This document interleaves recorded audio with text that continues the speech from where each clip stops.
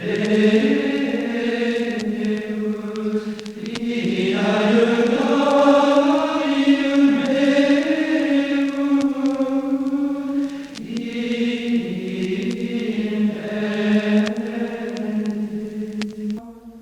latin, c'est la langue de l'Église. Il ne serait pas vrai de dire qu'il n'y a qu'une seule langue liturgique.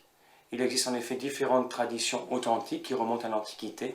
Il y a différentes traditions et différentes donc langues liturgiques, mais le slavon, le byzantin, l'arabe même, qui sont des langues des liturgies chrétiennes du Proche-Orient ou des pays slaves, ce sont des langues ecclésiales, mais ce n'est pas la langue de l'Église. Il n'y a qu'une seule langue qui soit la langue employée par le Saint-Siège et qui soit la langue de la liturgie du Saint-Siège, la liturgie romaine.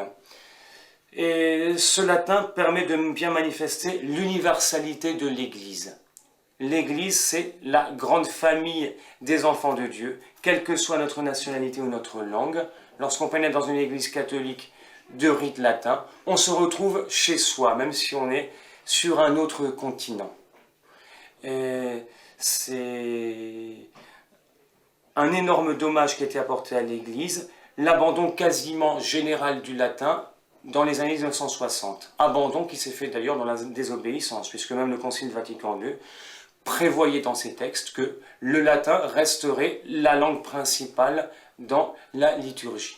Alors, eh bien, la communauté à laquelle j'appartiens, quelques autres aussi, quelques institutions qui s'occupent de chant grégorien, font tout pour mettre en valeur le latin, puisque le chant grégorien et le latin sont intimement liés. On a cherché à transcrire avec sur des paroles françaises des mélodies grégoriennes connues. Ça n'a jamais eu beaucoup de résultats, parce que le français spécialement est une langue qui n'est pas du tout bâtie sur les mêmes principes que le latin, et on doit conserver cette langue latine. Et c'est possible. Je parle d'expérience, j'enseigne le chant grégorien à des enfants, nous organisons des camps pour des 8-12 ans. Le latin n'est pas du tout un obstacle.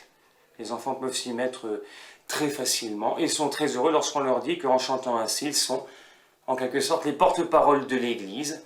Ils reprennent par eux-mêmes la grande voix de l'Église, les paroles inspirées, et ça apporte une qualité supplémentaire au chant et à la prière personnelle.